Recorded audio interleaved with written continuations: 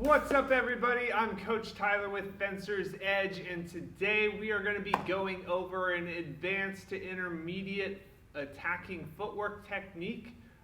This technique is mostly used in saber, a little bit in foil, but it's not really used in épée, so I'm sorry all you épéists out there. I will make sure to catch you guys in a future video.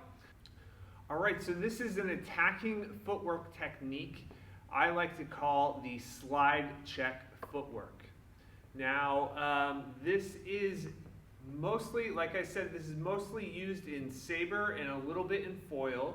And for this technique, we're going to be using we're going to be stopping our attack frequently to try and draw out a response from our opponent. So with this technique, it's important to know that each time you make the slide and stop, you're actually ending your attack, and you're going to restart your attack either if your opponent doesn't react, you're going to restart, or if they do react, you can handle it in one of a few different ways. All right? So first, let's just go over what the slide check footwork looks like, and then I'll talk about how to use it and how to vary it depending on how your opponent reacts.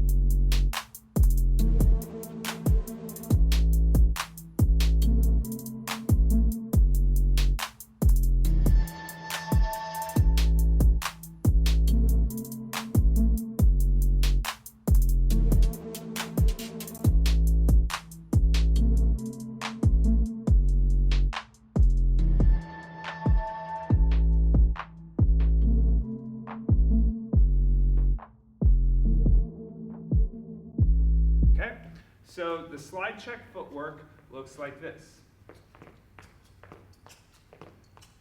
All right, now with each one of these stops, I'm giving up my right of way, and I'm trying to invite my opponent to counterattack there, okay? And depending on the timing of my opponent's counterattack, I can either handle their counterattack by, once I stop, if they counterattack immediately, I can back up and pull their counterattack short and then take over again with an attack of my own. Or I can make this stop, draw the counterattack, parry their counterattack, and finish. Okay?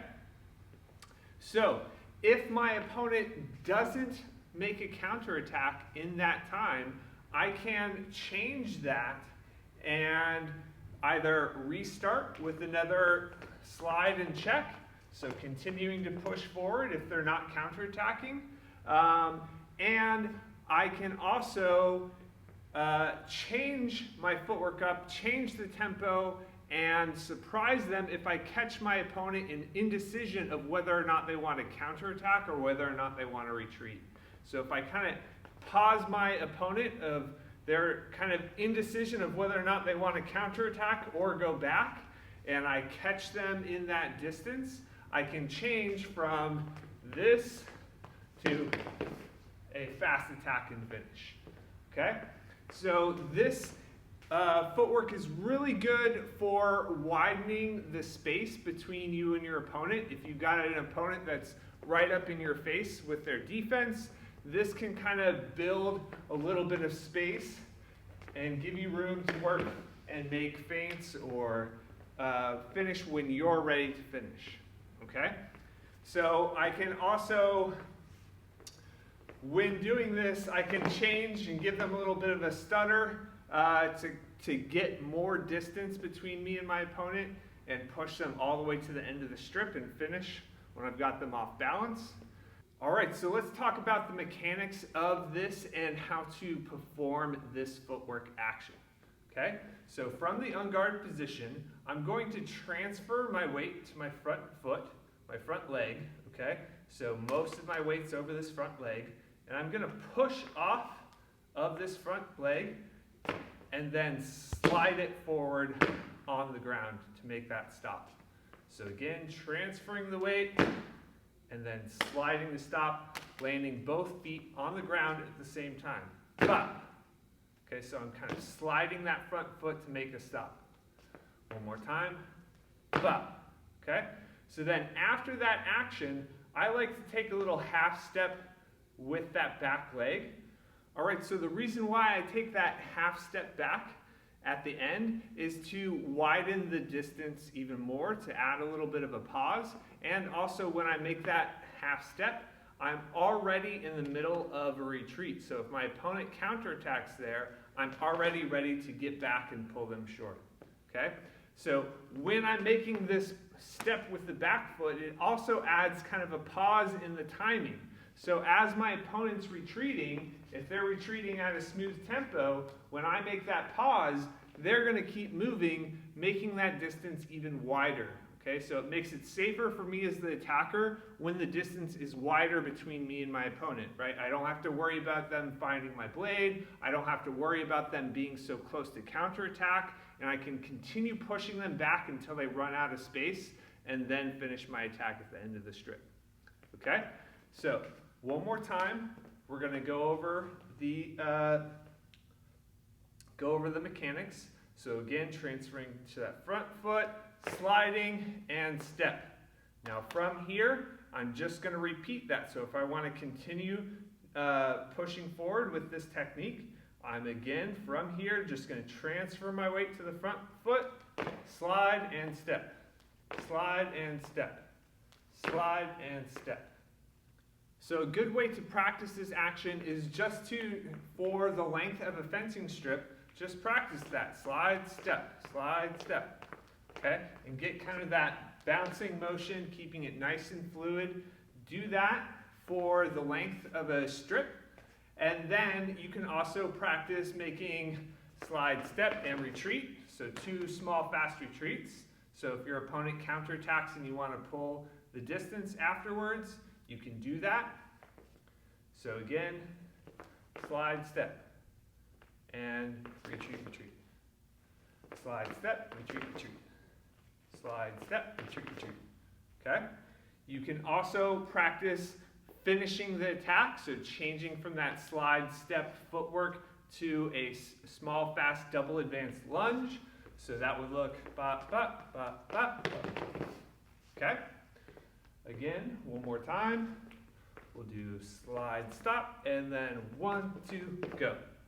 All right? And one more time, full speed. Okay, so as I'm working to try and draw out my opponent's counterattack, I really want to be aware of the timing of when they counterattack. Okay? So if my opponent makes their counterattack right with my stop, so if I make stop and then they go, I need to parry or I need to pull them short here. Okay? Because if I just finish at that point, they're going to win that touch because I've stopped my attack and now they have the opportunity to take over the right of way. Okay? So if that happens, if they attack right with that stop, if they counterattack with that stop, I either need to parry or I need to pull distance to make them fall short. If I go to finish here, then it's going to be my opponent's attack as I've stopped my attack there. Okay? Now, however, if my opponent is late with their counterattack, so if they start their counterattack after I've started moving forward again, now I can finish my attack. So, for example, if I make stop and then I step, I'm making that second step again, and now they're counterattacking. Now I can just finish and it'll be my attack because I've already started. I've stopped my attack, but then I started again before they counterattack. So you need to be aware of the timing of when your opponent is counterattacking. All right, everybody, that does it for this video. I hope you found this helpful, and I hope it helps you improve your fencing game. If you guys have any questions about this footwork, I know it's kind of a more complicated, more advanced technique. So if you guys have questions, please feel free to put them down in the comments below, and I'll do my best to answer all of your questions. Thank you guys so much for watching. Thanks for subscribing, and huge thank you to all of my Patreon supporters out there. I couldn't do it without you guys. You guys are the fuel that keeps this channel running. I really, really love and appreciate everybody's comments, and I cannot believe how many subscribers we have. When I first started this channel, I was just doing it for my students, for them to practice at home. I had no idea that it would blow up this big, so thank you guys so much. And I'm really, really happy and excited that I can help so many of you guys out. Until next time, guys, stay strong, stay motivated, and I will see you guys in the next video.